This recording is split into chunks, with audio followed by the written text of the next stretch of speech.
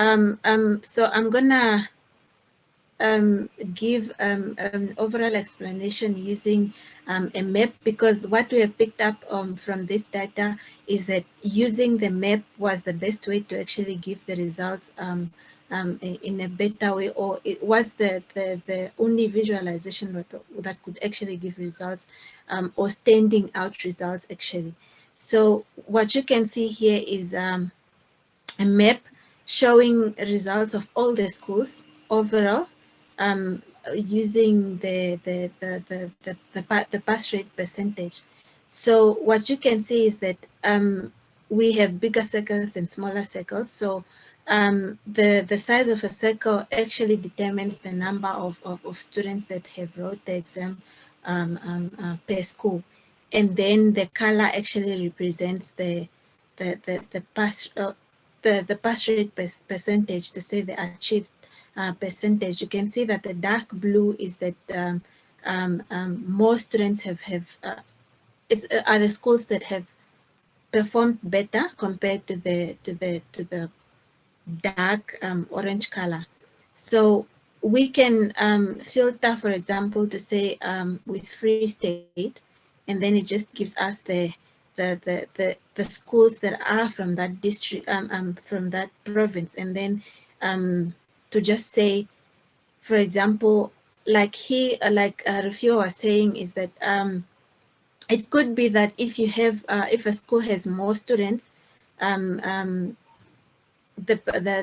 pass rate can go low. This can be due to the fact that probably the management did not have enough resources to actually cater for all the students, or it could be that it's probably in a poor district or province, to say, or it could be that if sometimes also a school can have less students. For example, if you look at this one, or this one, you can see that it has less students, but also the performance is a little better, like it's at 50%. So the correlation can also be the fact that the more students you have, the more the higher pass rate you would have in a school. But also, depending on the school or the district or the area where the school is, that could not be the case. That might not be the case as well. So not only being limited to the, okay. Sorry, Chocolate. So also just on that, right? So there's just another aspect that we picked up here that would actually want a little bit of your insight on. Probably maybe I don't want to entirely say the wrong labeling in terms of the coordinates. Chocolate, please just please filter for Gauteng.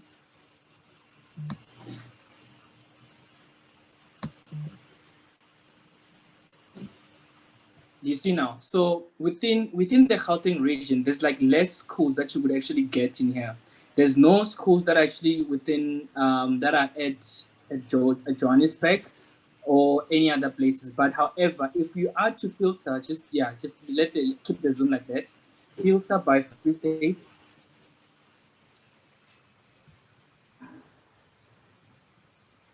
Free State. Do you see now? So there are other schools that don't really belong to the Free State, but rather belongs to Gauteng region. But then I'm not so sure what really happened in terms of the coordination, the coordinates, but they actually rather fell within the Free State region. And I'm just a little bit skeptical also in terms of the graphical representation of some of the schools that are within the Gauteng region, because we're just under the impression that in the Gauteng region we should be expecting to see a lot of schools, but it's just like fewer schools. So I'm just not so sure what is really happening within the data.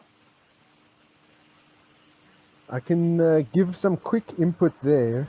There is a bit of cleaning that I did. I'll show you at the end. Like I said, I've only looked in depth at the Gauteng schools, and I've got a proper representation of the province, but there was some manual cleaning of the coordinates that I did. There were a couple of schools that are coded for Gauteng that were in Mpumalanga that we fixed, and well, I'll just I'll show you quickly. Um, So are you saying that data cleaning from a from a coordinates perspective? yes. Because there was this other school that I was actually looking at, right? So the schools would be, I think the only overlap that we're looking at is just on a provincial level. But then you will see that the municipality or rather the district, if you to Google those districts, I also remember because we did like some like analysis on the background in Excel and just to look up those schools on the map. And then we saw that some of those schools, the municipality would belong to Gauteng region, but the province itself, it's not in Gauteng region, in Gauteng province. Right. I'll just show you quickly, and I'll come back to it at the end. But Right. Okay. no, you know what? Let me show you. Let me do it at the end. I don't want to interrupt Tokolo's presentation. But yeah, Right. that does speak to more cleaning of the coordinates. The other things that may that I'm thinking that may be an issue are that there may be an overhang of previous geographic demarcations pre 94 that some of the school districts may have been created before the creation of the current provincial structure. But I found just looking at Gauteng, where there were probably about just under 900 schools, that about 870 schools, that there was a fair amount of cleaning.